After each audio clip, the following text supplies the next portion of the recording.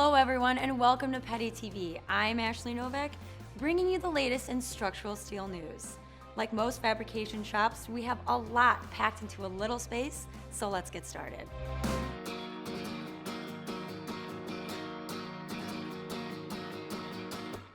What better place to process steel on the Peddinghaus Ring of Fire than good old Music City itself, Nashville, Tennessee.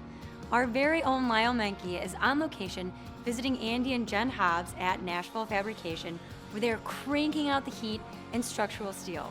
See how they racked up some runs with their Ring of Fire at the Nashville Sounds Baseball Stadium. Hi, this is Lyle Menke for Peddi-TV. I'm here with Jennifer and Andy Hobbs of Nashville Fabrication, and we're at the beautiful First Tennessee Baseball Stadium, which is home of the Nashville Sounds, a AAA baseball team.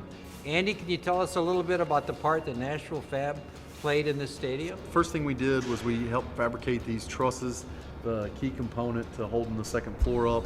The tubes that make up the trusses had a lot of intricate cuts and bevels and miters. So what equipment did you use when you processed these sections? We processed all these sections on our Ring of Fire machine, primarily tubes, but there was a few beams, a few wide flanges.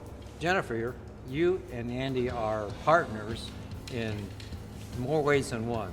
So how does it feel to work with your partner every day and go home to your partner every day?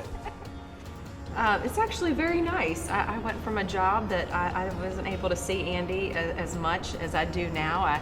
I see quite a bit of him in the office, but it's actually a very good feeling to be able to share this with him. It was always more on a personal level, but now it's definitely on a business level as well. We get to bring our kids to the office, and it's a family affair. So did Andy always bring his issues home from work or bring his job home in the evening? Yes. I mean, I think that ever since we started this business, we have always been able to talk about work, and he always brought everything home and just bounced ideas off of me. So now it makes it that much more interesting being involved with it on a daily basis. One final question. Sure. If you had one do-over in life, what would it be? I think everything that we've done has gotten us where we are today. Yeah, and I always think about that. There's been bad times and good. You got to take the bad with the good. You make the most of what's coming up, not the most of what already happened. So I would never look back and regret anything. Yeah.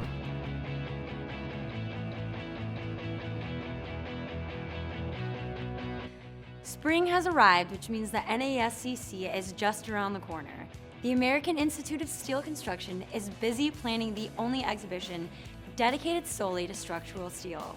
John Cross takes a few minutes to talk with us about the 2016 economic climate for steel fabrication. I'm with John Cross, Vice President for the American Institute of Steel Construction. John, welcome to Peddi-TV. Well, glad to be here. John, so tell us, you're the prognosticator for marketing for the AISC. How do you get your information? How do you gather all that data? It's really kind of a continuous process. You kind of train yourself to whatever you hear on the news, whatever you read in the Wall Street Journal in the morning, whatever the Bureau of Labor Statistics puts out. The trigger in my mind is always, how does that impact the structural steel industry? What's interesting is in the last 15 years, we've seen a lot of cycles with steel construction especially. So again, the million-dollar question, what is the balance of 2016 and into 2017, what's the market forecast for structural steel? We do see some growth in 2016, probably no more than 5 to 7% in constructed square footage that'll be going on out there. If I were a structural fabricator, what words of advice would you give to me? Looking at where the market's headed, there are probably 3 different things I would tell you. First, get involved as early as possible with projects using your existing relationships. I would also suggest that you look carefully at the work you've done, identify which niches in the market that you serve best, and really try to exploit those niches in terms of looking for more work and again, going back to those relationships and those niches. And the other is just to stay flexible. As market conditions change, the business model changes a little bit, and how you handle your staffing and how you handle your production and how you kind of balance everything together. What do you enjoy the most about the steel industry or steel fabrication industry? I think just seeing the projects come in and the jobs that are provided and everything that the industry gets involved with, and the pride that these individuals have in the work that they're performing.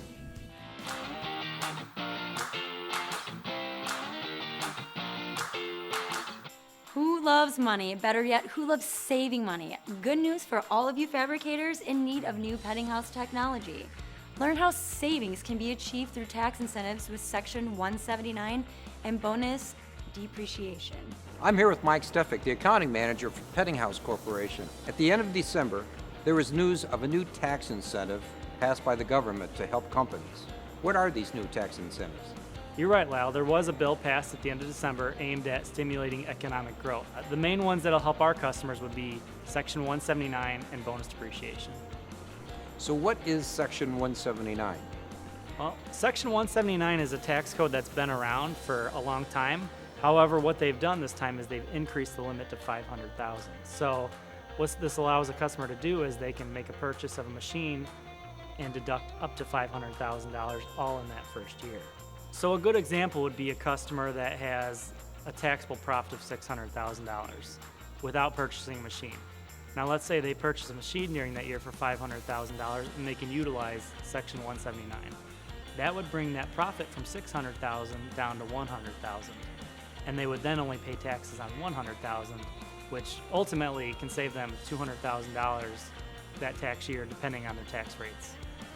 So what's the difference between Section 179 and bonus depreciation? Well, the one main difference between the two is Section 179 can be used for both new and used machines, whereas bonus depreciation can only be used for new machines.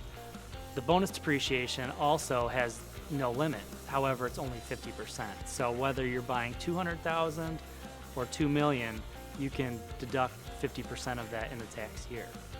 Mike, what would you say to a customer who's thinking about taking advantage of these tax incentives? I would say now is a great opportunity to improve productivity in the shop while decreasing that tax burden. You know, there's opportunities with interest rates being low. You know, now is a great time to invest in capital.